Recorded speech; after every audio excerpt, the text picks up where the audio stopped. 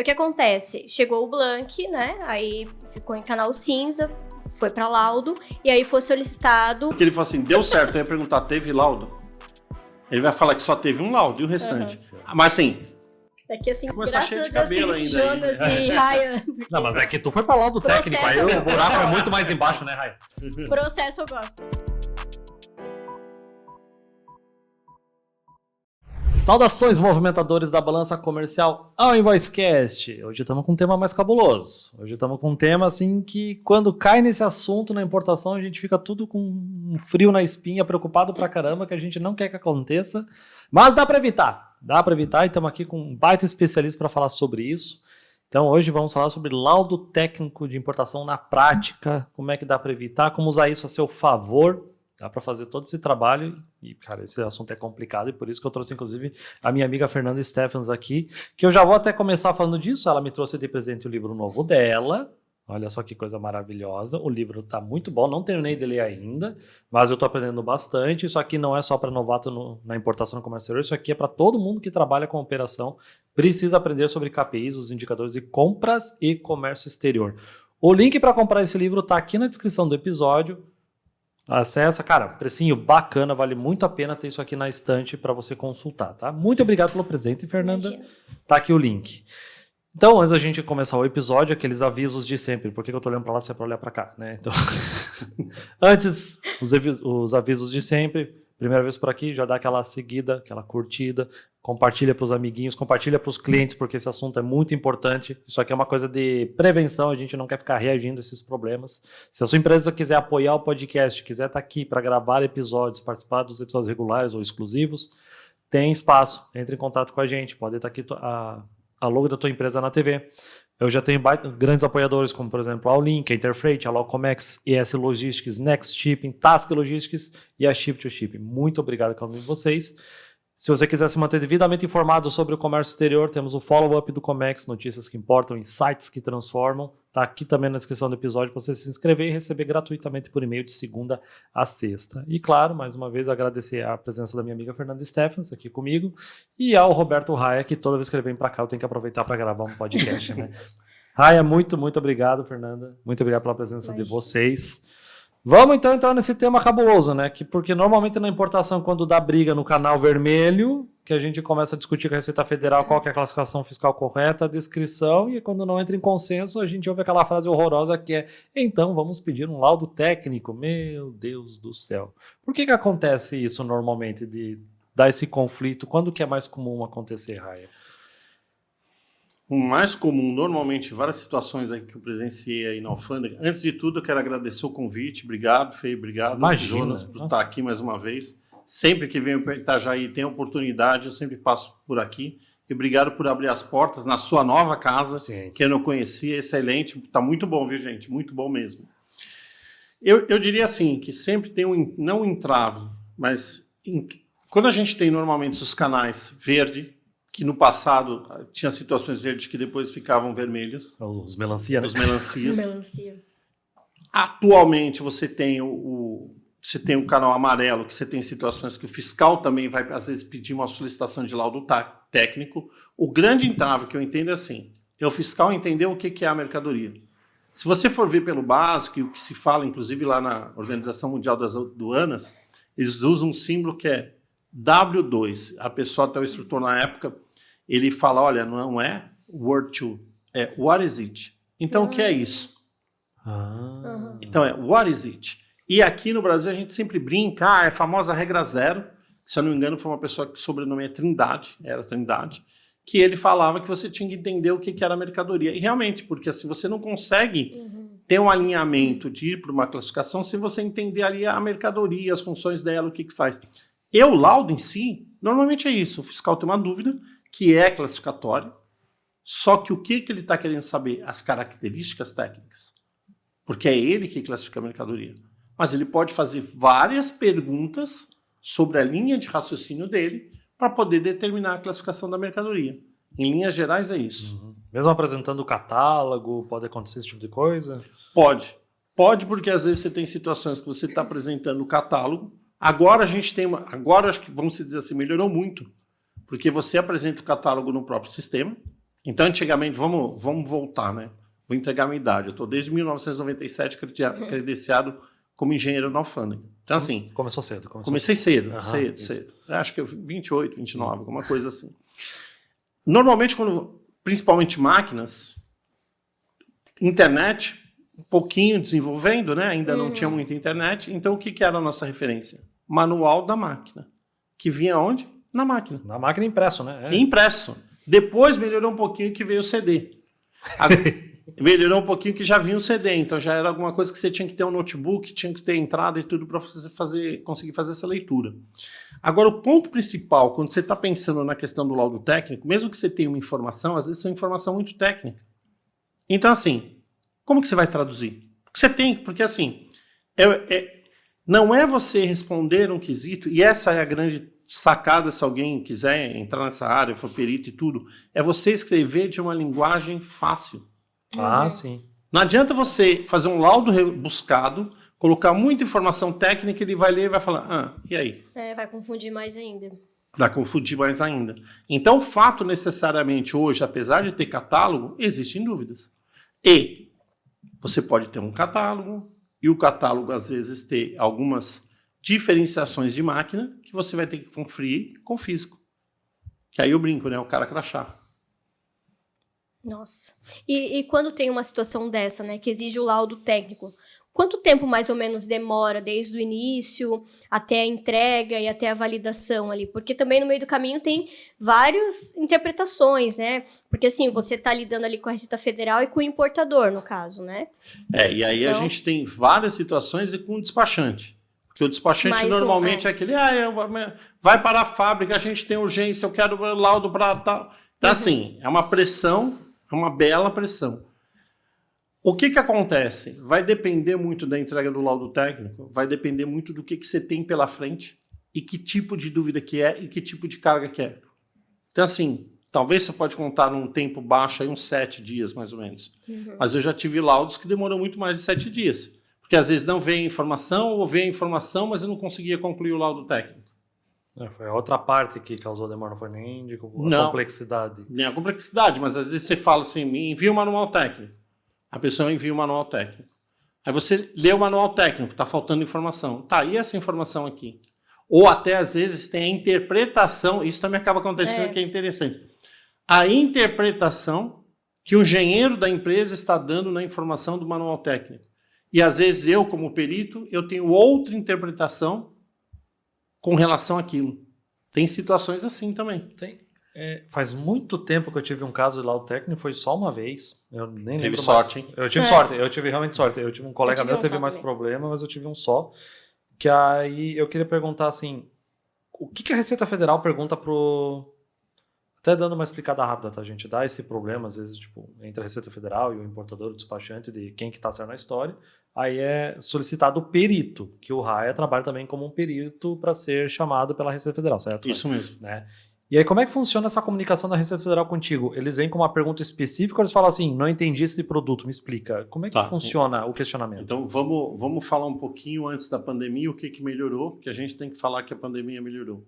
Como sempre funciona? Quando você tem uma solicitação de laudo técnico, então, normalmente, em armazém alfandegário, você tem o apoio, que é o apoio da Receita. A pessoa do apoio da Receita entra em contato com o perito, fala, olha, você tem um laudo técnico, você foi designado com laudo técnico, e te passa o contato do despachante. Então, a gente entra em contato com o despachante. Hoje, muita informação está dentro do Siscomex, então você tem uma informação, solicito, o termo que eles usam normalmente é assistência técnica. Solicita assistência técnica para a mercadoria edição tal, pode ser da DNT, pode ser efetivamente para uma edição, e com o contato do engenheiro assim. Quando você alinha e vai fazer a vistoria, ou apoio, ou às vezes o fiscal deixava, né? Porque agora é tudo eletrônico. Então o apoio deixava para você praticamente os quesitos, que a gente chama de SAT, solicitação de assistência técnica. E aí o fiscal elabora vários quesitos, que são as dúvidas dele, e você tem que responder as dúvidas dele. É isso que acontece. Hoje vem eletronicamente, então às vezes o fiscal te manda eletronicamente, então hoje está mais tranquilo de você receber eletronicamente. E muda também de região para região. Por exemplo, tem região que nem Campinas, que eu sou acionado via ECAC. Então eu tenho... É federal, mas muda, né? É federal, mas muda. É igual órgão anuente. Existe isso. O que tu já teve de caso assim curioso? Que te chamaram assim, que te chamou a atenção, foi diferente demais, ou que tu nunca tinha visto antes? Tem algum assim que te vem à cabeça? Alguma coisa recente? Recente... Teve um que tu me contou lá nos Estados Unidos, da outra vez tu esteve aqui com a gente. Foi legal, fica aí a recomendação. Depois eu coloco o episódio aí nos recomendados. Mas ali foi quando eu estava prestando consultoria pela Raia, né? Que eu fui fazer uma vistoria, que era a compra de uma mercadoria usada, né? Era uma importação de uma linha usada e eu fui fazer o laudo técnico pela minha empresa para poder avaliar a mercadoria e checar o que estava vindo. Mas assim, de produto diferente, o que tu teve recentemente? Assim, uma das experiências que eu achei mais legais, vou falar de experiência, uma das experiências mais legais que eu tive, e eu acho que eu posso dizer que sou um dos poucos que não está dentro desse segmento. Um dia eu fui designado para uma perícia de quê? Simulador de voo. Nossa. Simulador de voo, que eu estou falando assim, de voo, de avião. Avião. E aí, quando normalmente você tem uma carga que elas são vários embarques ou ela precisa de montagem, nesse caso, teve que fazer, primeiro, normalmente o fiscal autoriza, aí depende de caso a caso. Então vamos supor, não se consegue se conferir a carga no armazém. Perfeito. Então você pode fazer o quê? Uma tomada fotográfica do container, se você não consegue retirar, lacra e vai para a empresa, que acho que esse foi o caso. Chegando na empresa, os containers, eles foram tirando as mercadorias e eu fui fotografando tudo que estava no container. Depois de um tempo, eles montaram o equipamento. E aí eu fui acompanhando, e a gente tem que ir acompanhando a montagem. Então, de tempo em tempo, eu ia na empresa de simulação, que essa empresa, o que ela faz? É onde os pilotos fazem os testes. Piloto tem que fazer o teste quando não tem aquele famoso teste lá que uma turbina não funciona. Piloto tem que fazer o teste quando uma turbina não funciona. Teste não, a simulação. Sim. Não, e aí eu fui batendo foto e eu ali, meu Deus do céu, será que a pessoa vai deixar pelo menos eu sentar na cadeira e ver como que é esse negócio? Você fica como curioso, né? E aí tudo, tal. Aí a pessoa, quando terminou tudo, eu falei, mas... Então, assim, e aí, como é que... Você me mostrou, mas eu quero ver funcionando, né? Eu preciso ver funcionando, né? Aí ele era um engenheiro também, mas ele tinha conhecimento de voo. Aí falou, você não quer pilotar? Eu falei, quero. E eu já sei, né, que tem dois lugares ruins de pousar. Santos Dumont, que é ruim, Um desafio. e Congonhas. Aí eu falei, vamos fazer o seguinte, vamos para Santos Dumont? Ele falou, eu vou decolar e você aterriza lá. Eu falei, beleza. Você deixou mais difícil ainda, cara. Não, e eu queria isso, né? Ele queria com emoção. Assim, eu acho que botei o avião na água. E depois eu falei assim, vou Virou pegar... um submarino. Vou pegar, desculpa. Virou um submarino. Um submarino. Aí eu falei assim, vou fazer algo mais tranquilo. Guarulhos, né? O aeroporto de Guarulhos é muito mais tranquilo, na minha cabeça. Na minha cabeça. Mesma coisa. Então, aí eu falei, legal. E aí eu já sabia, né? Ele falava, você vai olhando, e aí você tem que ir referenciando pelas luzes, pela inclinação, e eu fui chegando. Como eu acho que lá tinha mais espaço, cara, eu cheguei naquilo lá, ele fez... E aí ele tem toda uma estrutura embaixo de pneumático que ele começa a fazer assim. E eu sentindo todo aquele chacoalhão, eu falei, e eu reclamando daqueles pilotos, os pilotos Nunca que eu vejo. mais. E uma hora eu pisei no freio, o avião fez assim de lado, falei, meu Deus do céu. Mas foi uma experiência muito boa. Que legal, cara. De você poder, por exemplo, como civil, né? Apesar de ser, né? Não da área civil, mas assim, no sentido de não ser da área de voo, tudo, a experiência foi muito legal. E esses simuladores são muito caros, porque eu tive a oportunidade de importar um simulador para navio. Né, que eu trabalhei em estaleiro, aí um dos estaleiros que eu trabalhei a gente importou, nem ia ficar lá no estaleiro, ia para outro lugar. É muito caro. E eu imagino que o de avião seja mais caro ainda, cara. Acredito que sim. É um baita investimento. Mas que legal essa experiência. E a oportunidade que tem também, que eu vejo, é você ter a oportunidade de você conhecer várias fábricas, vários equipamentos, Porque se eu não tivesse como engenheiro credenciado na Receita, eu não teria essa oportunidade. A vivência que dá, né? A experiência. A experiência E vai acumulando, né? A experiência é fantástica. Então, por exemplo, eu já tive a oportunidade de conhecer... no caso da Honda, eu prestei serviço para eles, mas da Honda já tive condições de conhecer a fábrica da Toyota. Então, a da Toyota aqui, nova de Sorocaba, eu conheci a antiga, mas a da Toyota também, assim, é fantástico. Você vai olhando e fala, meu Deus do céu, a engenharia aqui... Porque é uma área muito técnica, então o início da profissão não deve ser nada fácil, né? Não. Porque aí, com os anos, você vai tendo a própria experiência, mas no início você tem que buscar muita informação, né, fora. Faz total sentido o que você falou, porque, por exemplo, quando eu me credenciei relativamente novo. Eu não sei se eu não fui o primeiro, tá? Tenho dúvida porque a gente não tem histórico. Legal. Mas acho que eu tinha... Vamos pesquisar isso. Eu tinha uns 27 a 28 anos, então era relativamente novo. Sim. E, eu entrei. Legal, entrei, e aí? Porque você não tem curso, você não tem nada, e você que tem que se virar e aprender. Porque é autônomo, né? Ele está autônomo. entre a Receita e o importador, né? Isso. E, no caso, o que valeu muito a pena, porque eu já tinha trabalhado, minha formação inicial de técnico, eu já tinha passado por várias indústrias. Então, minha primeira formação foi de engenharia elétrica. Assim, primeira formação foi como técnico eletrônica. Depois eu trabalhei em algumas indústrias e tudo, e depois engenharia elétrica. Então, assim, e aí você vai aprendendo, tá? Como é que você faz um laudo? Como que você responde um quesito? E hoje, assim, quando você pensa, no caso especificamente para perícia, existe elaboração de laudos e tudo tal. Não sei se para a parte de engenharia mecânica e eletrônica, mas normalmente existe para a parte de civil, mas para perícia judicial, para Receita não tem nada. E ninguém vai te ensinar também. Sim. Você vai ter que aprender na marra. E como é que funciona... Como é que funciona a tua cabeça assim, receber uma nova demanda, seja por parte da Receita ou um cliente pedindo assim que vai precisar de um laudo? Como é que tu começa? O que tu pede? O que tu começa a analisar primeiro? Como é que funciona essa tua cabeça de perito? Ou outra pergunta, né? Tem como declinar? Ou é obrigado a aceitar? Tem. Não, da Receita? Não, da Receita, normalmente você tem que aceitar. Só se você tiver um problema de saúde e tudo. Entendi. Eu até tive que declinar porque essa semana eu tive que passar por uma revisão, porque eu tive um problema, não sabia que era tão ruim, uma tendinite.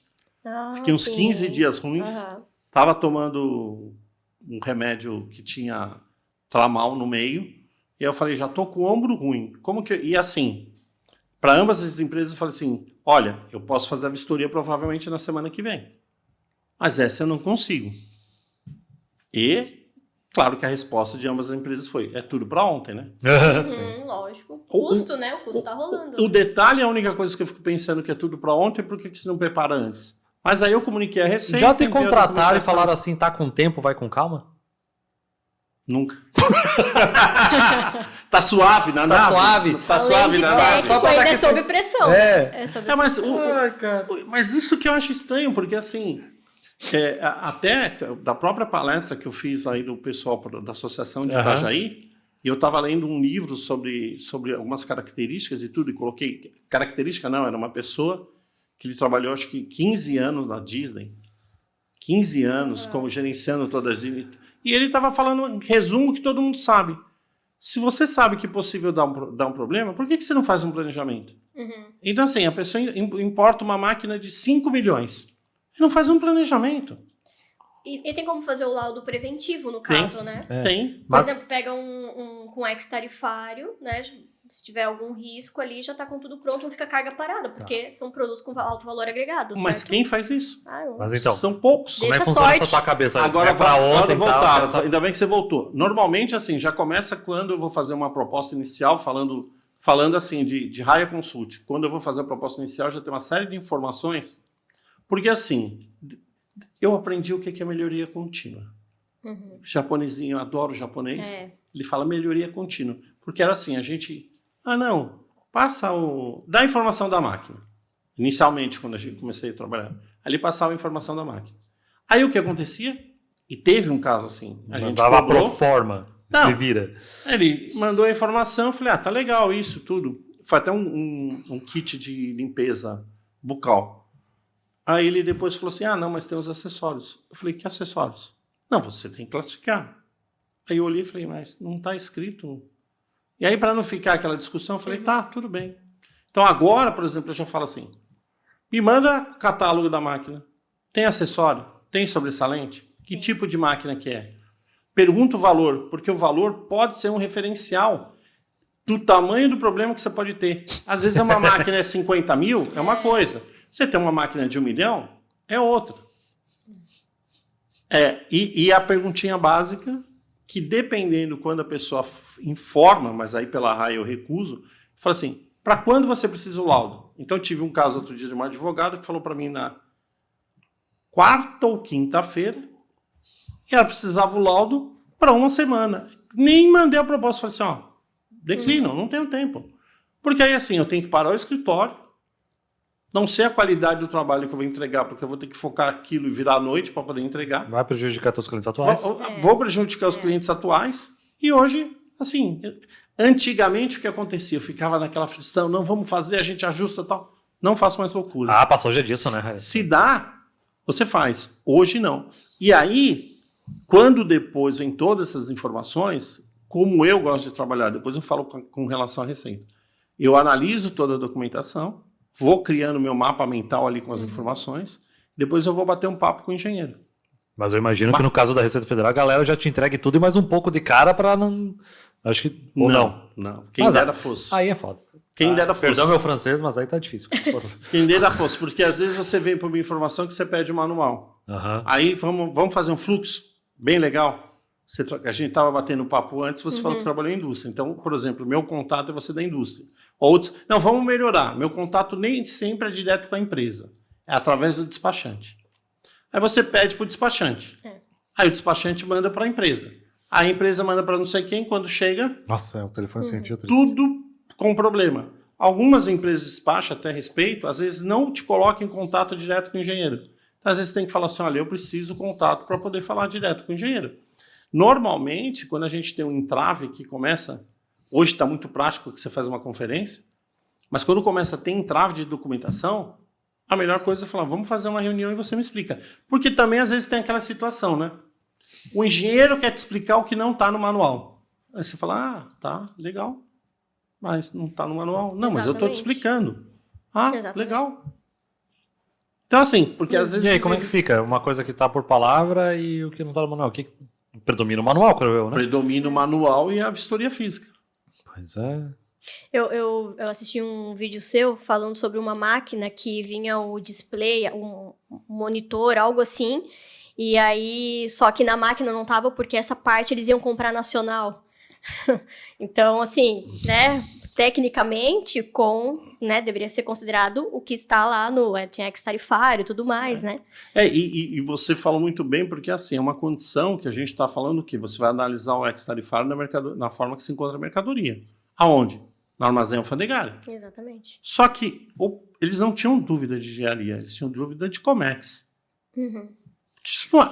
Eu olho um equipamento, que era um equipamento de análise clínica, e esse equipamento de análise clínica estava no X com tablet.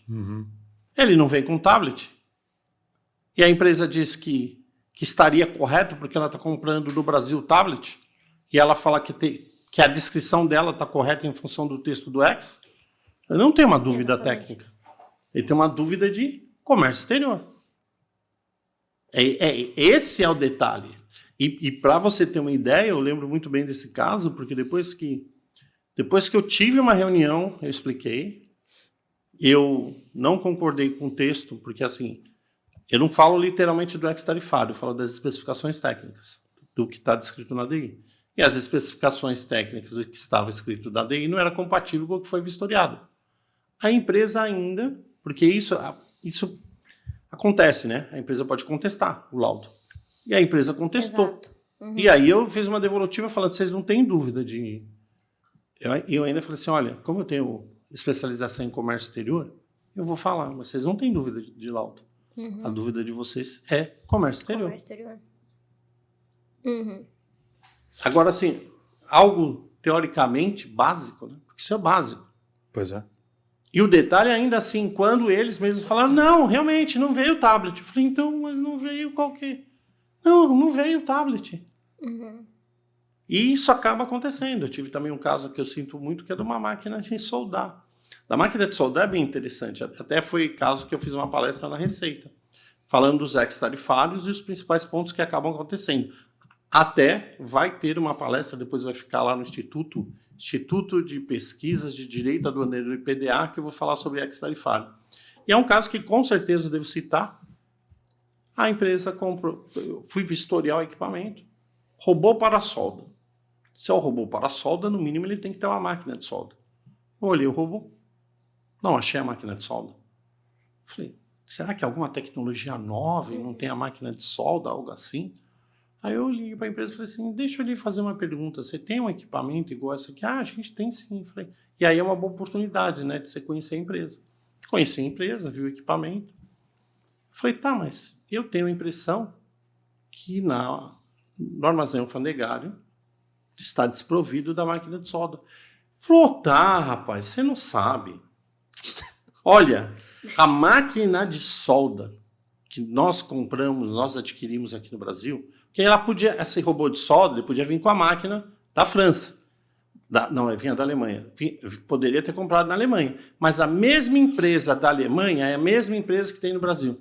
E a gente conseguiu um descontão, conseguiu comprar muito melhor, e a gente vai ter a garantia aqui. Excelente, tudo muito bom. E aí a gente optou por comprar a máquina de solda no Brasil. Falei, ah, tá. Ah, então o robô tinha que colocar uma máquina de solda para o robô funcionar. É, porque pelo ex-tarifário, o equipamento na forma que se encontra tem que funcionar. Ele é um robô, mas não solda. Perdeu o ex-tarifário. No jargão prático, já que nós estamos falando de casos práticos, perdeu o ex. A descrição tinha que estar robô para acoplar uma máquina de solda para executar o serviço de soldagem, uma coisa assim, né? Só que aí não teria o ex, né? Exatamente, aí pagaria integral. Né? Pagaria integral. Vamos entrar então nessa parte agora do laudo técnico preventivo, porque nós temos o Rai aqui, que ele é perito aduaneiro, que é quando dá essa bucha toda que a gente não quer, aí a Receita aciona um perito aduaneiro, que pode ser o Rai ou qualquer outra pessoa nesse Brasilzão, né? Mas a Raia Consult, ela faz o trabalho preventivo, que é o que que a Fernanda estava falando de, por exemplo, vou fazer uma importação cara de ex-tarifário, eu quero evitar ter alguma bucha desse tipo na hora do canal vermelho. Aí é possível já pedir esse laudo técnico e chegar melhor preparado numa vistoria, é isso? Tanto você chega melhor preparado por dois motivos. Você tem um perito que analisou, e o que eu falo é assim, que isso é muito importante. Não adianta, quer dizer, não é que não adianta. Você tem que pensar que cada um tem as suas experiências e tem a sua vivência. Então, assim, eu posso pedir um laudo técnico para alguém que está na empresa? Pode, mas será que ele conhece o comércio exterior?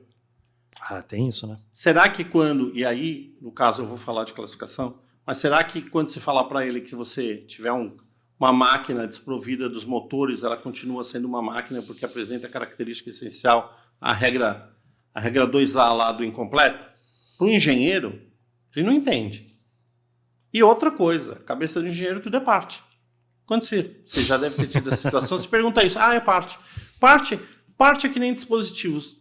Gente, não sabe dar nome? É dispositivo. O que é isso? É um dispositivo. Mas é um dispositivo.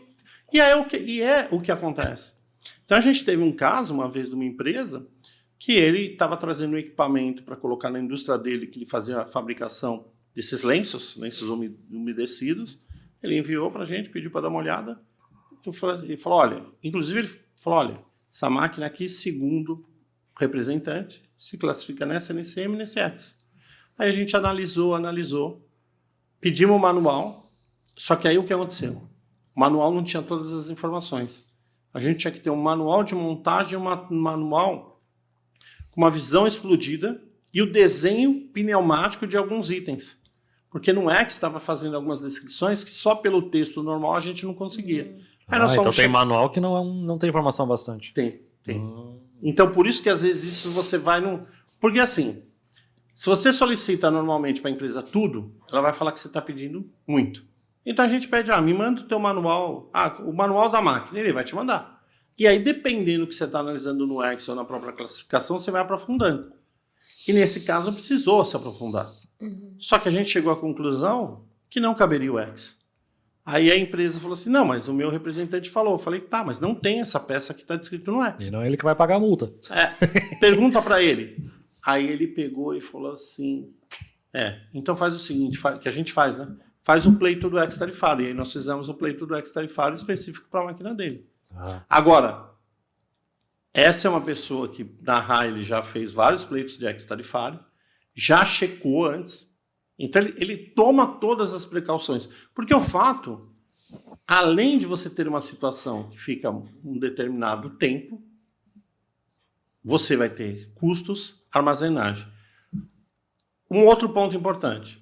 RAI, mas quer dizer que fez um laudo técnico prévio à Receita, pode não solicitar um outro laudo? Não estou dizendo isso.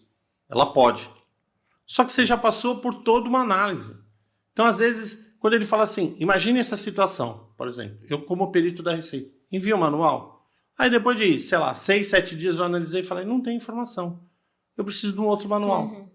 Tudo isso vai demandando tempo. Armazenagem de demorge, meu Deus do céu. Agora, ao passo que, por exemplo, se você já tem o laudo, já passou por toda uma validação, você vai falar, tá aqui o laudo, tá aqui o manual.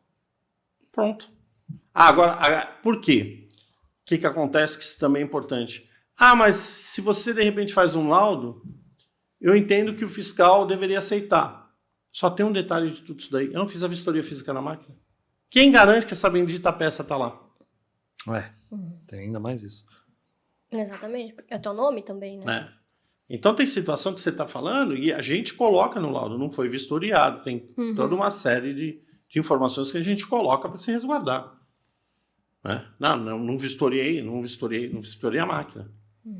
E existe, por exemplo, né, a gente está falando de máquinas e aí a funcionalidade delas, peças que vêm inclusas, né? Mas também tem a questão de material, né? De, às vezes, um exame laboratorial. Eu digo isso porque quando eu entrei na importação, já no primeiro mês que eu entrei na empresa para trabalhar com importação, tinha uma carga que entrou em canal cinza. Não foi culpa minha, tá, gente? Não foi culpa minha, já estava lá. E era um blank de aço. Um blank de aço. Que é um e blank? aí... O blank de aço, normalmente, é a primeira peça que você vai fazer um estampo, você vai fazer uma formatação, você vai bater. O pessoal fala bater, mas normalmente o blank é uma peça cortada. o molde? Que você vai colocar na... Não é o molde? Você tem um ferramental. Não, para fazer um terminal, para fazer conexão. Também. Ok. Entendeu? Tá. Terminar as Ou a conexões. própria chapa, que o pessoal fala batida, Também. né? Que você usou no ferramental, Isso. você bateu a chapa. Nesse caso, eu ia fazer terminais, conexões, assim, para Entendi. mangueira hidráulica, sabe? Aí o que acontece? Chegou o blank, né? Aí ficou em canal cinza, foi para laudo, e aí foi solicitado um exame laboratorial para ver qual que era a composição do aço. Aí eu não lembro, era um modo... eu não lembro qual que era a diferença dos dois tipos de aço. E isso acabou acarretando ali na mudança de NCM, pagamento da multa, tudo mais. Valoração aduaneira e, detalhe, ficou 3 meses parado no porto. Então, agora, por exemplo, o que acontece, mas isso depende de caso a caso. Essas situações, porque quando você faz uma análise, e isso está na IN 680, quando você, por exemplo, precisa fazer um laudo técnico para a área química, você retira 3 amostras, então vou fazer a área química, análise química do produto A. Então, perito, por exemplo, retira 3 amostras do item A e envia para o laboratório. E você tem toda uma tratativa que você pode liberar a carga. Principalmente em produto químico. Quando é produto eletrônico, você tem que analisar se pode ou não. Eu já tive situações que na época, acho que era câmeras de circuito fechado de televisão, que o manual não tinha a informação que eu precisava, e aí no caso eu falei para o fiscal, só se fizer um ensaio laboratorial. E aí nesse caso, no próprio, porque aí o que acontece? Eu não concluo o laudo. Então o laudo fica em aberto. Então eu faço um primeiro laudo, isso falando de Receita Federal. Eu faço um primeiro laudo informando que, olha, estou fazendo esse laudo aqui e não consigo concluir porque eu preciso de um exame laboratorial. Então a empresa, tem empresas que o que ela faz? Que eu não sei se seria o teu caso. Ela entra com uma petição para fiscalização falando, olha, tem um exame laboratorial. E aí a fiscalização fica a cargo da fiscalização liberar, e tem toda uma tratativa para conseguir isso. Mas essa liberação, eu já posso utilizar o material ou vender, ou não, ele fica parado. Vai ficar parado. Ele fica parado. Vai ficar Não, parado. isso acontece Vai ficar muito parado. também na parte de alimentos. A mesma coisa, tá lá o produto ainda em análise laboratorial, eu posso retirar do porto, né? Aí coloco lá como fiel depositário, fico com a mercadoria, devolvo o container, e aí justamente para não ficar tendo custo extra, né? Mas eu não posso vender a carga. Eu não sei para a parte química. Eu vou até checar como engenheiro química. Também. Mas normalmente para a parte de equipamentos, eu tive um caso recente que ficou parado. Ficou segregado no estoque. Isso, fica segregado, isso mesmo. E não pode fazer nada. Não pode movimentar, só para... Mas pelo menos é melhor no teu armazém, bem mais barato do que no armazém do porto, do aeroporto. Pelo menos isso, né? Exatamente. É isso mesmo. E o que você vê assim dos teus clientes que eles costumam negligenciar de informação na hora da importação, além do, sei lá, na declaração de acessórios? O que assim pega muito contigo, tipo, que eles vão meio que na má vontade e eles acham que é mais simples. Má fé, não sei, né? Mas tipo assim, aí que eu tava perguntando uma palestra tua. Má fé é nenhum cliente mesmo. Nunca tem, que é isso. Nunca tem. Tipo assim, declaração de acessórios, comprovar o texto com o manual catálogo, o laudo para o enquadramento do X. O que tu vê assim que... Eu acho que o grande problema é...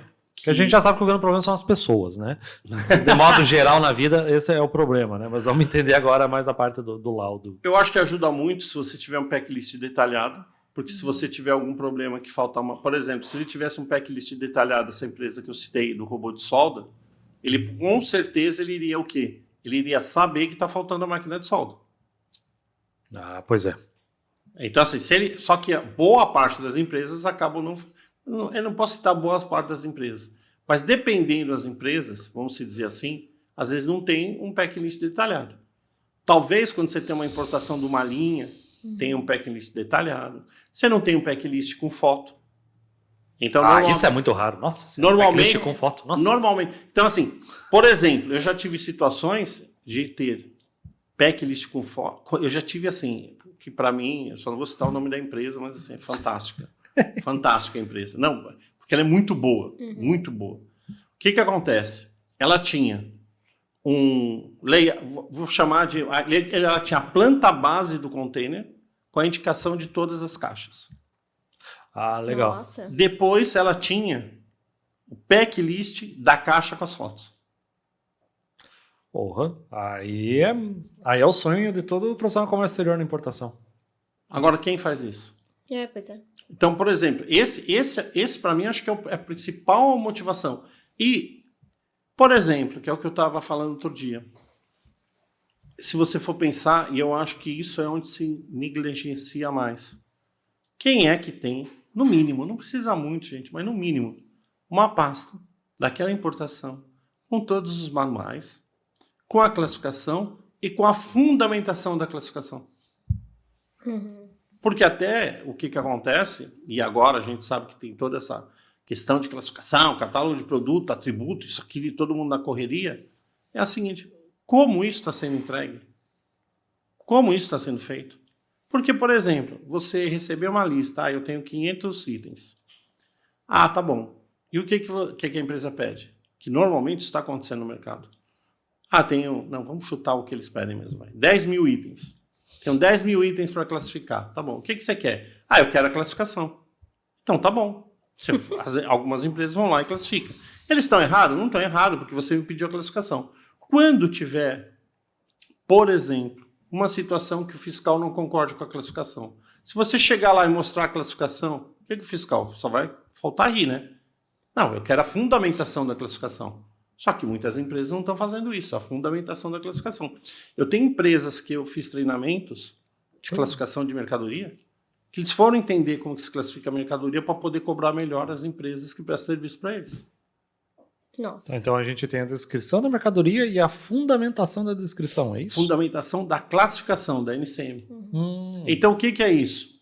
Então vou chutar, por exemplo, uma classificação, se você for imaginar, uma classificação 8479 lá no geralzão. Nossa, outras obras, aí é foda. Esse é terrível. A classificação é dada... Coloca em outros. Esse dá medo. A regra, a classificação é dada pelo texto da posição, nota de seção e nota de capítulo. Então aí você fala assim, ó, conforme a nota do capítulo tal, essa máquina é classificada aqui por causa disso, disso, disso. Conforme a função tal. Para quem tem dúvida de como deve fazer uma classificação, eu fiz até quando eu tive aqui uns 2 anos atrás, num evento aqui em Itajaí, que eu palestrei, eu inclusive, na época, eu fiz isso daí. Um paralelo de como a pessoa deveria fazer uma classificação e a sua fundamentação. Mas se você deveria fazer algo, como você baixa uma solução de consulta da Receita, você vê, ele vai fazer o quê? O relatório. Normalmente ele vai te dar a informação. Depois ele te dá a fundamentação e depois ele te dá a finalização com a NCM. É isso que a empresa deveria fazer. Se seguir o mesmo estilo de comunicação ali, mesma lógica, já é meio caminho andado. Por quê? Por exemplo, determinada pessoa está na empresa. Depois que ela saiu, quem vai saber a linha de raciocínio? E isso é interessante porque quando você pensa nessas situações, nós prestamos consultoria para uma empresa que tinham 3 classificações distintas. O que aconteceu com essa empresa? 3? 3. Meu Deus do céu. 3. E foi assim. A gente briga normalmente por 2, né? Agora 3? 3. Já vi isso. E o que aconteceu? Era realmente um tema crítico, vamos dizer assim. Essa empresa era uma empresa nacional e foi comprada por uma empresa multinacional. E depois só tinha alguns autos de infração, antes e depois da compra. Então tinha um passivo razoável. Só que o que aconteceu com essa empresa? Eles tinham 3 classificações distintas, só que nenhuma tinha fundamentação da classificação. Assim, conforme as regras. E outro detalhe, as regras sofrem atualizações. Então você tem que identificar que regra que é e colar a regra, né? Não é só, ou por exemplo, Raia, mas eu vejo muita gente que fala assim, se for ver o resumo da solução de consulta, ou no caso não posso falar de resumo, mas lá no começo, que é praticamente o resumo, ele vai dar uma descrição da mercadoria, em algumas situações ele coloca a denominação comercial, e aí ele põe as regras classificatórias. A regra 1, regra 6. Isso ele só está te colocando a regra. Ele não está fundamentando. Fundamentando vai ter a fundamentação descrevendo toda a linha de raciocínio. É isso que tem que ter. Mas você vai fazer tudo, todas? Não, depende. Eu vou importar uma máquina de 1 milhão, eu acho que seria interessante. Eu vou importar uma máquina de 1 milhão com ex-tarifário, eu não acho. Eu tenho certeza que é interessante. Agora, por exemplo, eu tenho um produto que importo rotineiramente, de valor baixo. Mas aos longos dos últimos 5 anos, isso pode se tornar significativo se tiver um problema de classificatório. Agora, ninguém investe nisso. E tem muito importador que às vezes acaba tendo como verdade a NCM que o exportador envia. Sim. Então, assim, não, veio aqui na Proforma, NCM e tal, e leva aquilo como verdade, não vai a fundo realmente para fazer a classificação correta, né? Então, assim, a classificação às vezes fica solta dentro da empresa e só é levada como prioridade, como importante, a partir do momento que tem algum problema, né? Então, como o Raia falou ali, né? 3 NCMs, eu já... Chegou no momento de emitir a nota fiscal, tinham 3 NCMs para a mesma mercadoria, né? E alíquotas diferentes. Então, às vezes, a parametrização do sistema também do importador, né? Precisa ser reavaliada. Agora, com a questão do INPE, né? O catálogo de produto, que realmente, assim, é o momento de você olhar para dentro de casa, né? Porque para classificar o produto tem que ser alguém que realmente entenda do produto, alguém técnico, né? É comum também, às vezes, o pessoal do fiscal vai lá classificar, né? Mas às vezes precisa de um engenheiro, ou, por exemplo, na parte de alimentos, né? O pessoal da qualidade mesmo, um veterinário, né? Então, tudo isso acaba impactando, e essa parte da classificação é o que vai, né, trazer ali essa parte do catálogo de produtos, né, é a questão onde está olhando para dentro de casa e realmente olhando, e tem muita empresa aí pegando, a gente trazia sempre com essa e, na verdade, existe uma outra correta, né. E a revolução só está acontecendo por uma forma, catálogo de produtos. Catálogo de produtos. / tributos. Exatamente. Senão estaria na mesma situação. Ninguém estaria se movimentando em nada. Exatamente. Estaria da mesma situação. Então, agora, como você tem praticamente uma imposição para você colocar o catálogo de produto, para você preencher os atributos que são necessários, então as empresas começaram a se movimentar. Mas se não tivesse isso, estaríamos pior. Ô, Raya, e você comentou lá do packing list, né? Voltando um pouquinho ali. Que aí, né, vinha as fotos e tudo mais, porque isso tem que vir lá da origem, né? E a gente Sim. sabe que né, o exportador, às vezes, também não ajuda muito essa parte. Então, tem as empresas de inspeção na origem, né? Que eu já contratei, tem umas grandes e tudo mais, só que às vezes o próprio exportador não aceita, né, ir na empresa dele fazer algum trabalho assim. Mas nesse âmbito aí de máquinas, tudo mais, assim, tem alguma dificuldade, ou às vezes... É que no caso, por exemplo, das empresas que eu trabalhei, para que precisou fazer isso, normalmente você tinha uma outra empresa, então a matriz ficava, sei lá, na Alemanha. Ah, porque era do mesmo grupo. E do mesmo grupo. E aí você conseguia fazer essa exigência. Nossa, aí é bucha, tá? De experiência própria, tá? Eu trabalhei multinacional, quando começa da encrenca de descrição de mercadoria e classificação fiscal, que ali é tudo colega de trabalho. Ali é o inferno. É tudo colega de trabalho. Eu pensei que era mais fácil. Não, é muito pior, cara. É muito pior, porque é tudo colega de trabalho e é colega de trabalho que nunca se viu antes, aí se acha na liberdade de ficar sendo escroto contigo. Entendi. Meu Deus do céu. E aí tu começa a pedir informação pra outra pessoa lá, porque não tá rolando necessariamente uma venda, tá sendo às vezes uma transferência de mercadoria, sabe? Ok, tem a compra e venda, mas tipo, é um valor simbólico. Então... tem esse conflito e aí tu interno. E aí pra conseguir as informações, conseguir um catálogo, alguma coisa. Tipo, teve uma certa empresa que eu trabalhei, me manda aí o catálogo. Me mandou tudo em chinês. Não, me mandou em chinês. Ô, querido, não, né? Mas você sabe o que você está comentando? A gente teve um caso de uma empresa que a gente estava pleiteando ex-tarifário para eles e falou assim, ó, equipamento de 10 milhões. E aí nós falamos, é essencial que seja feita uma vistoria no exterior. Aí a empresa não estava concordando muito. Aí ela falou, não. Eu falei, se você quiser, a gente pode subsidiar como deve ser feita a tomada de fotográfica para vocês poder, pelo menos, fazer o packing list e checar o que está vindo. Aí a gente mandou todo esse procedimento para a empresa. Cara, os caras querem economizar nisso, Exatamente, numa máquina de 10 milhões, cara. Tipo, meu Deus, é surreal. Era uma viagem. Aí o que aconteceu? Você acha que veio correto da própria empresa? Meu Deus. Não veio. No finalmente, quando chegou lá no finalmente, a empresa chegou à Aquelas conclusão... fotos Tech Pix maravilhosas, provavelmente. As fotos... Tinha algumas coisas que a gente tinha que checar e tinham dúvidas. Depois a gente começou a surgir... O dedão na foto assim. Sem qualidade, sem definição. Aí, finalmente, a empresa chegou à conclusão que era melhor mandar alguém. Foi o meu assistente lá, o pessoal da engenharia, foi lá e fez... E aí ele analisou. Aí, porque o pessoal já sabe que, por exemplo... Eu até brinco, né? Você não fazer uma vistoria direito, você faz 2 vezes. Agora, como você justifica para o cliente que você viajou uma vez, você voltou aqui e fala, não ficou legal. Então, assim, eu tenho toda uma metodologia. Quando eu viajo, eu guardo a foto no celular, a foto no HD, da HD externa. E na nuvem.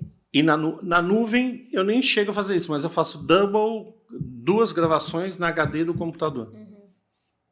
Se depender do lugar, se vai ser meio complicado, eu deixo na nuvem. Né? Então, porque também, às vezes, você vai fazer isso, mas às vezes você está no hotel, dependendo do lugar, você não tem uma boa conexão. A mala foi então, a vistoria junto. Foi tudo. Só que aí o que você vai falar para o cliente? Perdi a vistoria. Não tem como. E assim, e no caso a gente faz vídeo, então, por isso que na nuvem demora. Então, mas tem toda uma sequência. Eu saio normalmente com 4 dispositivos. O único problema é que ele está na minha mala e vem comigo no avião. Então, assim, não dá para colocar no bolso e tudo e tal, assim que... Mas nunca tivemos problema. Nunca tivemos problemas. Mas fica complicado. É uma responsabilidade enorme, né? Muito. Como também uma responsabilidade enorme quando você faz uma vistoria e se demora muito tempo para você... achar o manual, achar a informação, porque assim, é legal que você vai fazer a vistoria, você já está com todas as informações, então você já segue no laudo. O detalhe é quando você fez uma vistoria e se passou 6, 7 meses. Por mais que você anote, não está tão fresco. Né? Mesmo que você gravou vídeo, não é a mesma coisa. Não. Então é melhor assim, fez a vistoria, já faz o laudo, entrega e tudo bem. Mas às vezes tem caso que não é assim, falta documentação, demora. Então, e a maioria dos casos dá problema ou você vê que faz o laudo e confirma que estava tudo certinho? Ah, não, por exemplo, tem ex-tarifário que se a gente não tivesse mandado o técnico da empresa, eu ia chegar aqui, o ex-tarifário estava errado. Faltavam itens. Só não tinha problema, só faltou itens. Só faltou colocar no embarque os itens. Só isso. Não estavam descritos, literalmente no X, mas precisava desse... Foi assim. É comum? É muito comum. Nossa. É muito comum. É assim, tinha alguns itens que não eram necessários do X, não faziam parte e estavam no embarque. Então isso daí está errado. Porém, os que precisavam, que deveriam estar, não estavam. Ah, não, mas a gente teve... Aí é assim... Tu também tá pensando nos teus ex-tarifários. Esse aqui é até melhor do que tá lá no X, olha só. Eu tô pensando nos ex-tarifários que eu cuidei assim, meu Deus, será que tava tudo certo mesmo? Que deu certo, mas se tava tudo certo, eu não sei, mas deu certo. A Receita Federal tem um prazo. Não, é legal assim, agora não, já caducaram, tá tudo certo. Então, isso que eu ia perguntar, porque ele falou assim, deu certo, eu ia perguntar, teve laudo? Ele vai falar que só teve um laudo e o restante. Mas assim... Daqui a 5 anos Daqui a 5 anos, né? A gente conversa. Cara, eu fico pensando assim, eu jovenzão lá menos... Cara, eu fiz muita classificação fiscal até meus 28 anos de idade e de coisa cara. Tipo assim, sei lá, eu com 22, 24 anos. E era eu que era eu que fazia a descrição da mercadoria. E aí eu lembro que eu falava, gente, eu preciso de alguém mais experiente nisso. Eles, não, faz aí, cara. Então. Cara, que loucura, velho. Tipo, assim, e tipo, não era 10 milhões de reais, mas, cara, era normal passar na minha mão, tipo assim, $1 milhão. Cara, tu tá deixando pra um guri de 24 anos, 26 anos, que, ok, estudou comércio exterior, mas eu não sou engenheiro. Exatamente. Eu não sou nem especialista em classificação fiscal, eu aprendi na prática. Meu curso de classificação fiscal foi multa, né? Foi multa de importação, entendeu? E foi assim que eu aprendi, mas, cara, se aconteceu comigo, com certeza acontece em muita empresa. Então, e aí vem... Não, isso ensina embaixo, tá? E aí vem muito coligado com o que a gente pensa no EA, por exemplo. Então, às vezes... Comenta aí se você também é o especialista que foi o que sobrou e tudo mais. Comenta aí. Né? Vamos nos conhecer e trocar ideia. Porque você pensa no EA, tem alguns motivos que as empresas não conseguem o EA. O primeiro, com quase 80%, sabe qual que é? Ou pelo menos há 2 anos atrás era. Classificação de mercadoria. Nossa. Então, ou seja, o controle interno da empresa não estava apto com tudo o que deveria ter para fazer o quê? Classificação de mercadoria. E o terceiro, com 50%, só era descrição de mercadoria. Então, assim... E aí, é o detalhe que nem assim, se você for pensar assim... Poxa, que eu também falei isso na palestra que teve aqui em Itajaí. É assim, gente, você tem toda uma diretiva da Receita de um programa OEA. O EA é caro para eu fazer na empresa. Concordo, para você, em algumas situações. Eu não trabalho com EA, mas o que algumas empresas dizem que talvez tenha um valor... Eu não sei se a gente pode falar caro, mas que tem um investimento considerável. Porque assim, o que é caro? Se você não tem a tua estrutura adequada, você não tem procedimento, você não tem nada... Aí é caro o consultor que vai vir prestar um serviço? Exato. Pois é. O OEA, ele é uma formalização do que já deveria acontecer na tua empresa. Que não acontece. Exatamente. Ele só está formalizando uma coisa que já deveria estar acontecendo na tua empresa. Então, por exemplo, se você imaginar, o Jonas estava lá... Então, se ele tivesse uma situação de OEA, ele é o classificador, no mínimo até assim, ele tem que ter curso de classificação. No mínimo, ele teria que ter um tutor para explicar a questão de classificação. E se você não tem as condições para poder ter um OEA, é muito simples. Começa a fazer etapa por etapa, pega o programa OEA, ele fala tudo que você tem que ter para classificação. E segue os requisitos. Exatamente. Agora, quem faz? Exatamente. Aí sabe quando começa a correr?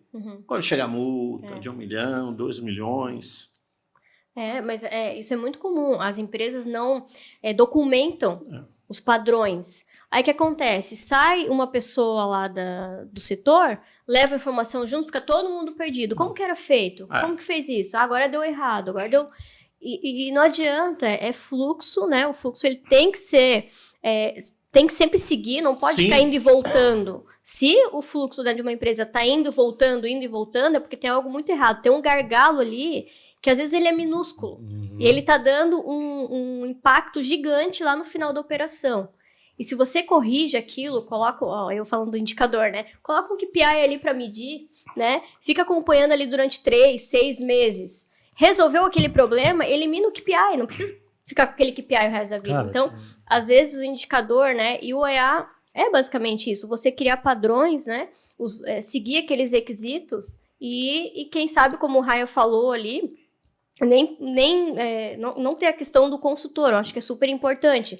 Mas também já ir seguindo, né, pelo aquele modelo que já existe. Sim, então, Tem gargalo que é tão pequeno, né? Eu lembro que teve uma empresa que eu trabalhei que eu convenci de remover uma pessoa de assinar para aprovar os custos da importação antes dela acontecer. Tipo, mandar o adiantamento numerário. Porque aquela pessoa nunca estava na empresa. Aí eu falo, cara, tu nunca tá na empresa, você nem olha direito. Seja honesto comigo, tu nem olha direito, tu não entende comércio exterior, não era nem pessoa de compra, supermercado. Vamos remover você. Posso, por favor, conversar com outra diretoria e falar que não precisa ser mais assinar? Vai me ajudar? Aí ele, beleza. Cara, eu, sei lá, economizei chegou a aumentar em mais de um dia, menos de um dia meu tempo de importação. Cara, é um dia, cara. Exatamente. Desde o momento que eu conseguia comprar mercadoria e tal. Teve um dia por causa de um cara que estava assinando. E você sabe, você que principalmente, assim, por isso assim, eu sou apaixonado, minha primeira paixão é classificação de mercadoria. E a segunda é processo. Te chamam de louco, né? Por isso, né? Né? Já me chamaram de louco porque eu gosto de classificação fiscal também. Ah, é? Eu gosto, cara, eu gosto. Processo. Quando você consegue estruturar o processo... Cara, mas eu gosto. Ele tá louco, mas tá cheio de cabelo ainda. Jonas e Ryan, não, mas é que tu foi pra lá do técnico, aí o buraco é muito mais embaixo, né, Ryan? Processo eu gosto, a NCM eu deixo pra vocês. Processo eu acho muito legal, porque você consegue achar onde você tem um problema, você ajustar. Exato. E você fazer a melhoria contínua ali e ver o que está acontecendo. Eu não sei, por exemplo, às vezes tem uma reclassificação, vai lá, reclassificou, mas entendeu por quê? Entendeu a motivação do fiscal? Exato, exatamente. Porque isso acontece agora. E depois? Vai saber justificar? Não, mas essa questão de processo, às vezes é uma automatização que precisa ali, que é simples. Eu já vi empresa que, quando eu fui desenhar todo o fluxo operacional, eu perguntava como que você recebe a demanda para pagar uma importação. Ou qualquer despesa, né? Não só o fechamento de câmbio, mas qualquer despesa. É quando a fatura está dentro da primeira gaveta.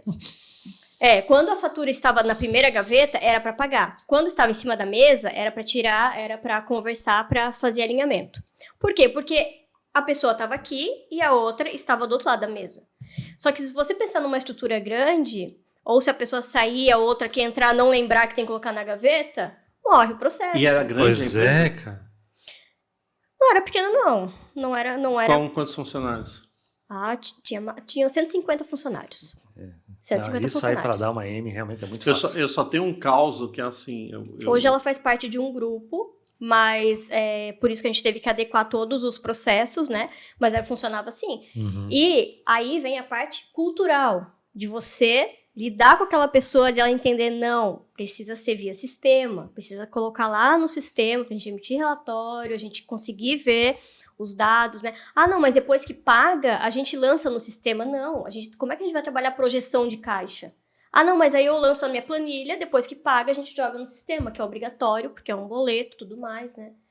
Mas, olha, né? Então, assim, não é só questão de você identificar gargalo e executar um processo. É questão cultural de você conversar com a pessoa para ela entender né, a forma correta de se fazer. Então, bem lá atrás. Eu tive um caso também que eu era uma empresa fabricante de produtos, também tinha um braço dela, era uma multinacional, mas especificamente a preocupação lá deles era para classificação de mercadorias, mas voltado para o IPI. E aí, quando eu estava no treinamento, a primeira pergunta que eu fiz foi: o que vocês utilizam para classificar? Aí eles pegaram e falaram assim: a gente usa, sabe aqueles livrinhos que tinha da TIP, né? A gente usa o livro da TIP. Eu falei: tá, legal. Qual o método? A gente abre o livro, a gente olha, vê mais ou menos qual que é a classificação e a gente acha que é, e a gente classifica. Eu falei: tá, e regras? O que é regras de classificação? Vai no outros. Não, eles não tinham nem regras de classificação, não entendiam que existia regra de classificação. Porque aqui, no nosso país, a gente tem uma situação que você tem um sistema harmonizado, depois você tem toda a questão lá da TEC do Mercosul e internalizou para questões de IPI para seguir. Então, praticamente, a NCM que você usa é onde você tem todas as questões de IPI relacionadas, né? Então, assim, eu tenho uma indústria, tá, legal, mas você tem que classificar a tua mercadoria. Então, a classificação é tão importante. A gente não vê o pessoal aprender, sei lá, na faculdade sobre as regras para classificação fiscal. É o profissional de comércio exterior que aprende. Isso se prestar atenção na aula ainda, né? Porque senão é um negócio que passa rápido pra caramba. Tipo assim, o engenheiro que não tem contato com o comércio exterior não sabe. Não sabe. Só que disso. mesmo Contador assim, também não. Não. Então, não sabe. e mesmo assim, o profissional de comércio ele vai saber a estrutura, tem que saber a regra. Só que ele ainda, às vezes, vai precisar da ajuda de alguém técnico que realmente conheça sim. o produto. Tem que- né? o engenheiro tem que estar Às junto, vezes a pessoa não, né? técnica tem que estar Sempre, né? junto. Vai precisar. Então, assim, é um trabalho mesmo e tem que ser em equipe, né? Pode dar problema entre Receita Federal e o órgão anuente, às vezes na interpretação. Isso acontece. Tem um É. caso famoso aí, né? Que é aquela questão do sabonete asepsia. Ah, Sabonete asepsia. Isso eu não conheço. aquele que mata 99,9% dos E ele era usado. bactérias. E, se eu não me engano, ele também Sabe por era... que não mata 100%? Porque aquele 0,1% vai avisar os outros do que aconteceu. Nossa, que Eu piada já boa. sabia que ia vir uma dessas. Eu não então. imaginava. A gente ainda para pra prestar atenção no Tu achou jogo. que era sério, né? Eu também achei que era sério. Tem esse sabonete asepsia, se eu não me engano, ele é cuidado para a parte de acne, tá? Se eu não me engano, é isso. E agora, só não lembro, eu vou falar um, que se não for um, pode ser outro texto. Mas tinha uma discussão, se eu não me engano, que a Receita Federal entendia que ele ia para medicamento e a empresa entendia que, e a Anvisa entendia que ia para cosmético, na classificação. Nossa. E aí teve uma situação dessa que se sabe foi lavrado alto, tudo isso daí, e aí aqui acho que é TRF4, na Justiça Federal, eles foram discutir, e aí eles provaram, a empresa em si provou que o entendimento da Anvisa deveria prevalecer sobre o entendimento da Receita Federal, porque a Anvisa era um órgão técnico. Uhum. E aí o que aconteceu depois disso?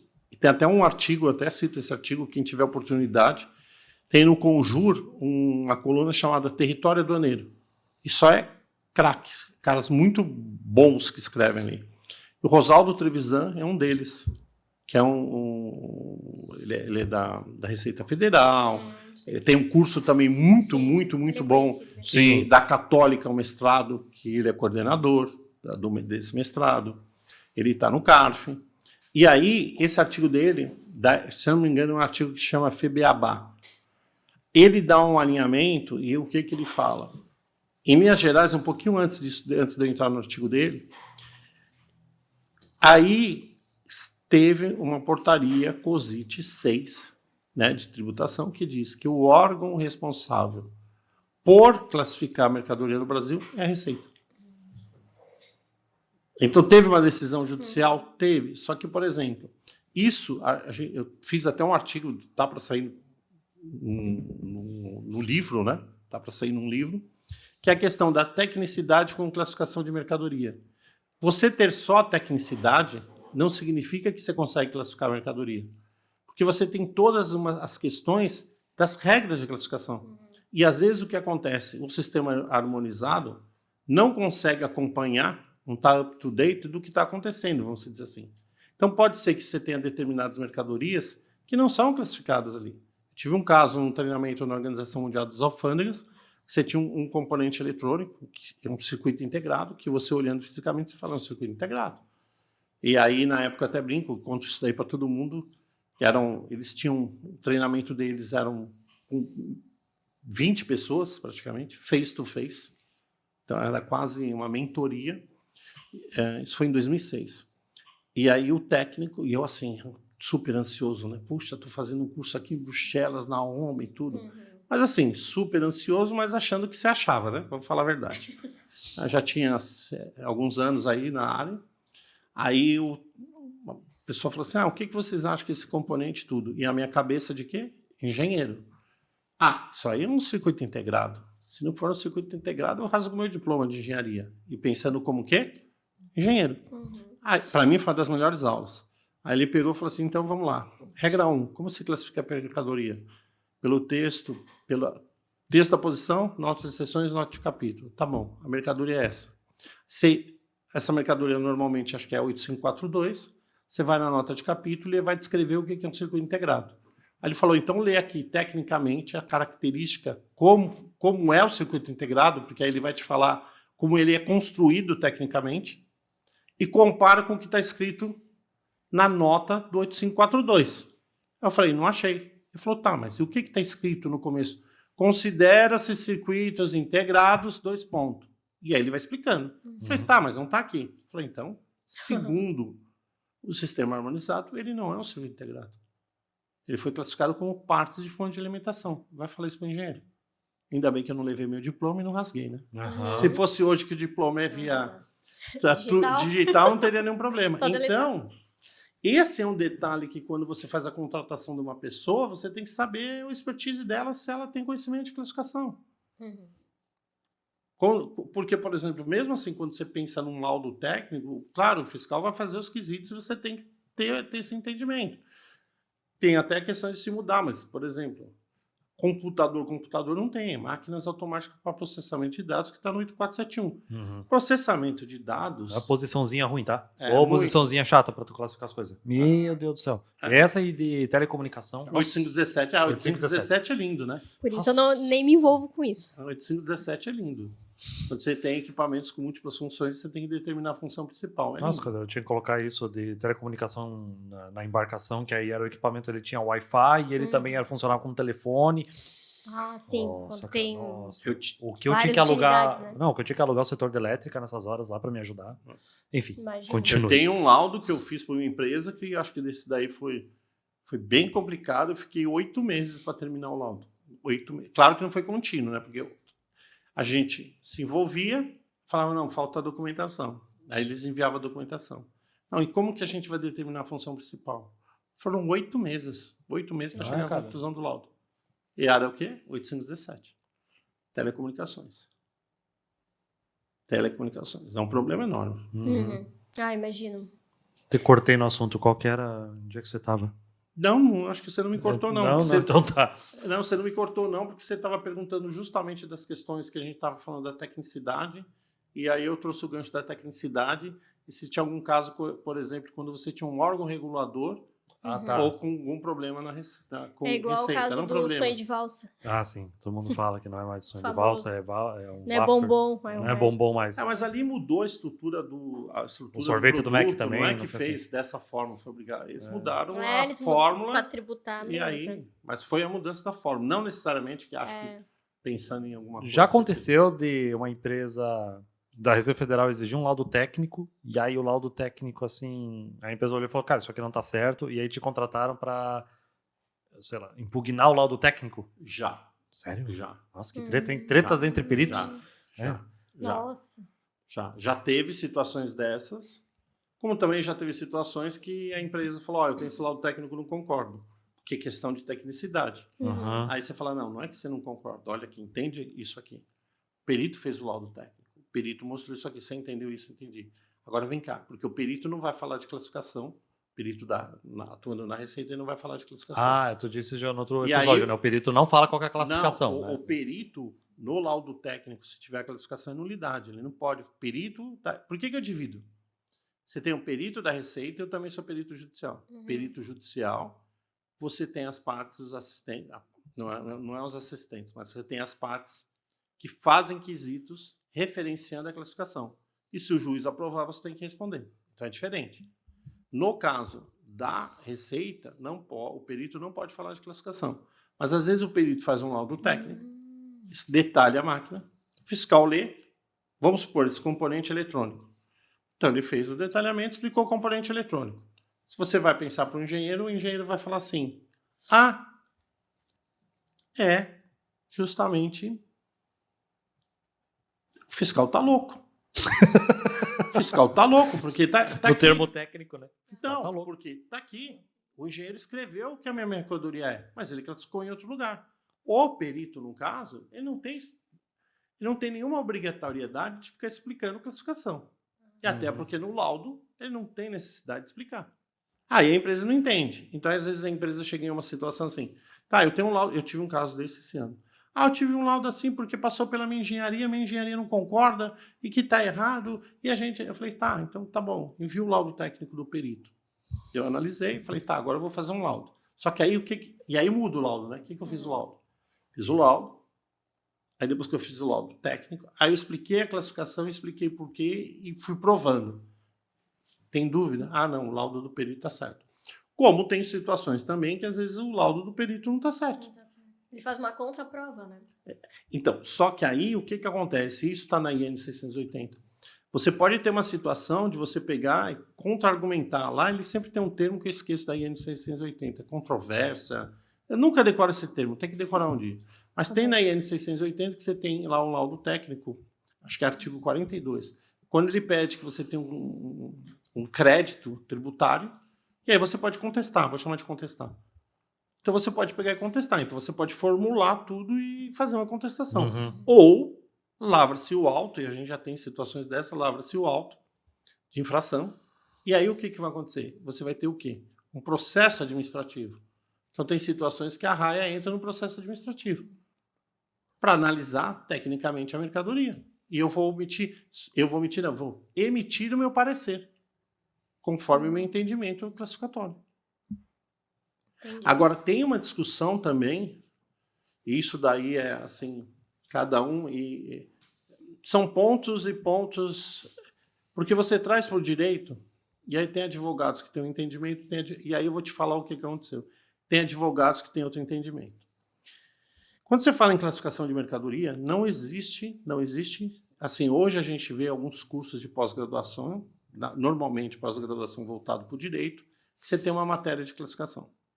Então, que nem na PUC Minas, um excelente curso de direito aduaneiro, já estou fazendo marketing, eu sou professor de classificação lá. O que acontece?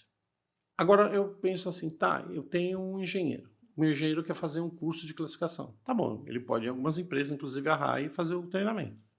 Aí, se ele é especialista, será que a pessoa que faz um curso de classificação é especialista?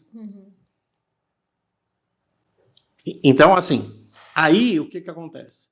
Tem uma corrente que diz que o engenheiro, e essa é uma corrente da Receita, que a classificação é uma atividade jurídica. Você tem um caminho, você tem um linguajar jurídico, se for ver ali. Então, o engenheiro ele faz o laudo técnico. Ele não pode classificar. Aí eu tenho... Então, eu só fico assim, a gente teria que ver a questão jurídica, se realmente, como que é esse alinhamento. Porque aí, o que você vai falar? Tá, ele não pode classificar, mas e se ele tem conhecimento? Tá, e aí eu pergunto, tá, e um advogado, então, ele tem um conhecimento. Mas, às vezes, e o advogado que não tem conhecimento? Então, hoje eu não tenho problema, porque eu também sou advogado. Então, se alguém falar para mim, não, você não pode classificar, eu falo, não tem problema. Eu sou advogado também. 2 em 1. Então, nesse caso, para mim, me ajuda muito. Agora, tem todo um critério, porque se você for ver, vamos lá, se você for ver... É que assim, é bonito no papel, né? Agora querer que tenha um advogado para classificar a mercadoria, tem um engenheiro para fazer o laudo, aí vai ter o cara do comércio exterior ali no meio. Cara, tu torna o negócio às vezes moroso demais, né? Que é o caso que tu falou do bom senso, né? Pô, tu vai importar uma mercadoria de R$1 milhão, Sim. é um laudo legal. Pô, é com ex-tarifário, é necessário pra caramba, né? Tipo, né? Agora tu vai importar aquela peça que nunca tinha vindo antes e não sabe quando é que vai vir de novo? Aí também não, né? E você falou isso, me lembrou de um fato curioso. Teve uma empresa que fez uma importação, eu não vou falar o segmento, mas era assim, eram computadores Blades, que o computador Blade é como que você tem um rack com vários computadores. E aí no ex-tarifário estava dizendo assim, com memória de,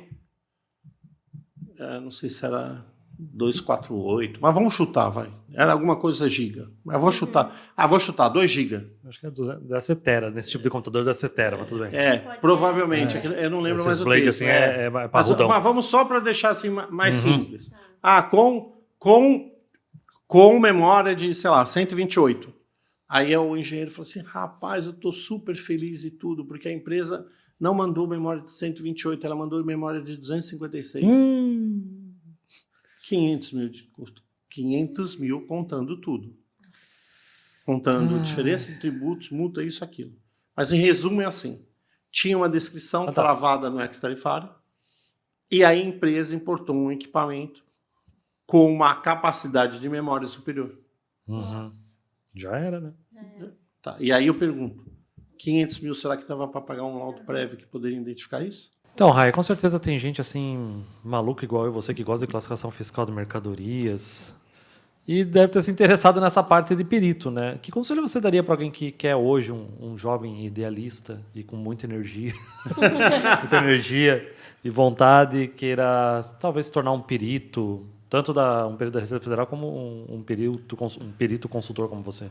Não é desmotivando, mas eu acho que o primeiro ponto é que avaliar. Quando eu entrei na Receita muito tempo atrás, tinha um perito que falava: toda essa questão de perícia vai acabar.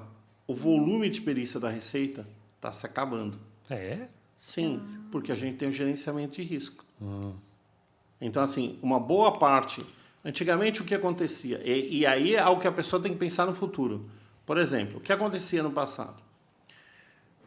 Vinha uma declaração de importação, o auditor fiscal tem poder discricionário, ele analisava e falava assim: eu tenho uma dúvida, chama o perito. Aham. Então, eles viam quem eram os peritos. O perito da vez fazia o laudo técnico. A quantidade de laudos técnicos que tinha no passado eram superiores do que tem agora. Eu acho que as empresas já devem estar verificando isso. Em que sentido? Hoje é o gerenciamento de risco. Então, o fiscal vai verificar o gerenciamento de risco. E o gerenciamento de risco vai identificar primeiro ali no canal verde ou vermelho e ele vai fazer uma solicitação de laudo técnico ou não. Então, o volume de laudos técnicos diminuiu. Esse é um ponto. Segundo ponto, inteligência artificial. Questão de classificação, hoje tem alguns critérios, se você for pensar, quando você usa a regra 2A, característica essencial, incompleto, inacabado, ou você usa a regra 3, que você tem que classificar, que são 3 itens, né? Artigos compostos, kits, tem umas características lá que você tem que classificar o quê? Pela característica essencial. Então, provavelmente, a inteligência artificial, nesses 2 pontos, não vai trabalhar. Agora, e o grosso? Sim. Então, assim, quando você pensa assim, eu não sei se hoje eu tomaria essa decisão de ir para essa área de classificação de mercadoria. Particularmente, não estou falando assim como não incentivar quem quer entrar na área. Mas se a pessoa quer entrar na área, primeiro ela tem que ter uma graduação, vai ter que fazer especialização em perícia. Então, eu, no caso, uma época, fiz a minha especialização em perícia aduaneira. Depois é ideal ele fazer o quê? Uma pós em Comex, para ele poder entender um pouco de Comex. Sim. Depois eu fiz uma pós em Comex. Aí estava entrando muito equipamentos de telecomunicações no Brasil. Aí eu fiz uma pós em telecomunicações. Aí depois eu fiz um MBA em perícia aduaneira, numa faculdade lá em Santos. Nossa, existe isso? Não fazia nem ideia. Na época tinha. Perícia aduaneira, que legal. Perícia aduaneira, bem legal. Esse curso é da Unip, pode ser que tenha esses cursos ainda. Esse curso talvez era o melhor, mais focado para perícia aduaneira. Era uma pós relacionada à perícia aduaneira. Era legal porque você tinha a parte técnica, tá? Mas não entrava em detalhamento. Eu quero aprender a fazer um laudo. Lá você não vai aprender. Mas tinha um detalhamento de toda a estrutura da Receita, como funcionava, como você tinha os canais, como funcionava a DTA, porque eu sabia o que era DTA, mas não entendia com profundidade. Teve uma professora muito interessante na época que eu também não sabia, falou: olha, quando você tem uma auto-infração, você pode ir pelo caminho do processo administrativo. Se você perder, você vai para o processo judicial. Se você entrar direto no processo judicial, você perde o administrativo. Então, praticamente, você tem 2 chances. Então, essa faculdade, que é da Unip, a faculdade é Unip, mas o curso é em Santos, que era perito aduaneiro, alguma coisa. É a pessoa que sabe a prática. Né? É o mais focado se a pessoa quiser fazer. Só que eu acho que daqui a um tempo, não sei se tem. Mas ainda você vai ter um estoque de laudo, você vai ter um estoque ainda das empresas que estão em discussão, vai ter, mas por quanto mais tempo? Porque, por exemplo, a ideia é você já ter um catálogo de produto, com tudo identificado, já é você ter atributos, e quando você for registrado aí, o sistema te indicar se ele está classificando certo ou está classificando errado. Esse vai ser o futuro. E isso já se falava antes da pandemia. Que era o Jackson que estava lá, ele falava que já ia ter isso. Então, claro, tudo bem, eu estou com uma classificação há 20 anos. Então, talvez vai ter uma discussão, mas será que tem futuro? Sim, é que você tem toda a cartela de clientes, é bem conhecido, então, para esses casos complexos que precisa de um ser humano, sem dúvidas, aí tudo tem mercado. Né? Eu tenho mercado. O RAI atende, né, vários, né, é bem abrangente ali. Sim, a atuação dele, né? Não, e sabe o que você comenta? Porque, assim, foi galgando os passos. Então, assim, eu me formei em engenheiro elétrico. De acordo com as necessidades, né? Eu precisava, então, ter especializações. Eu fiz, acho que 5 especializações. Segmentou, né? Depois que eu terminei as especializações, ela era legal ser engenheiro mecânico. Eu fiz engenharia mecânica. Acho que é legal ser advogado. Eu fui fazer o direito. Exato. Quantos anos de faculdade tu tem? Uns 20 anos em sala de aula? Faculdade, acho que foram 6 da engenharia, acho que 4 do direito. Do direito não, 4, talvez 4 de mecânica, e o direito foi quase 5. 5 que eu entrei no primeiro semestre. Eu não tenho paciência para fazer outra graduação, cara. Eu não tenho. Eu gostaria de estudar mais. Tem que ver o perfil, mas hoje né? está difícil. Hoje está difícil com o que tem. Para quem vai entrar na área, tem que entender que vai ter que estudar Sim, bastante. E vai ter que estudar muito, se eu não me engano, muita disciplina. Primeiro foi... faltou uma, sabe o que está faltando? Foi uma pós na FAAP, que era perícia aduaneira. Aí, quando eu fiz FAAP, eu fiz em paralelo de comércio exterior. Então, eu ia para uma pós segunda e quarta, outra terça e quinta. Depois, eu fiz a FASP, redes de telecomunicações, porque era muita coisa que estava entrando de redes, eu queria entender.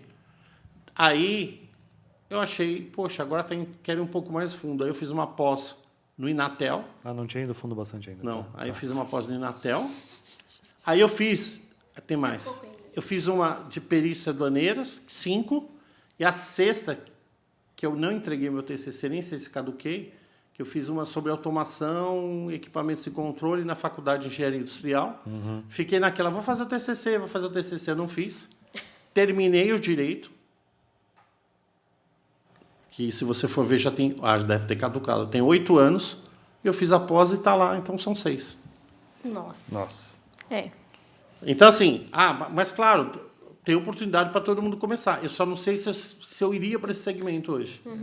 Teria que ter um diferencial, uma estratégia. Uma estratégia, teria que verificar bem o que... E fazer aula com raia. Mas Onde o raia estiver dando aula, gente... Mas sabe que já falaram, teve pessoas, não, eu quero... você quer um curso de classificação? Não, eu quero um curso de saber como fazer laudo. Eu falei, meu amigo, eu não tenho que ficar formando turma para pegar. Eu falei, não, esquece, deixa aí. Quer de classificação, a gente combina. Quer laudo, contrato raia, né? Exatamente, Então, chegamos ao final, cara, quando o Raia chegar aqui de novo, a gente vai pensar em mais perguntas que a gente quer fazer para ele para aprender, né, Fernando? Como a gente aprende aqui com o Raia, né? Muito Agora já tem uma lista, então já tá bom. A gente vai engordar essa lista de novo com mais assuntos, que tem muita coisa ainda para a gente falar aqui. Então, se você chegou até aqui, lembra, comenta, manda para alguém, dá a tua curtida, isso ajuda muito o podcast ir mais longe, faz toda a diferença para a gente. Então... Enfim, Fê, muito obrigado aqui por me ajudar com essas perguntas. Eu que agradeço, né, com o Raia. E Raia, muito obrigado por todo esse teu conhecimento, toda essa tua experiência para a gente deixar aqui no podcast. Tá? Eu que agradeço mais uma vez e o tempo passa voando aqui. Como é bom estar com vocês. Obrigado. Adoro Itajaí e adoro estar na Invoice. Muito obrigado pela oportunidade. Obrigado, Fê, também. Obrigado você. Até mais. E obrigado você também, ficou até aqui com a gente. Trabalhos encerrados e até a próxima. Tchau, tchau. Tchau, tchau.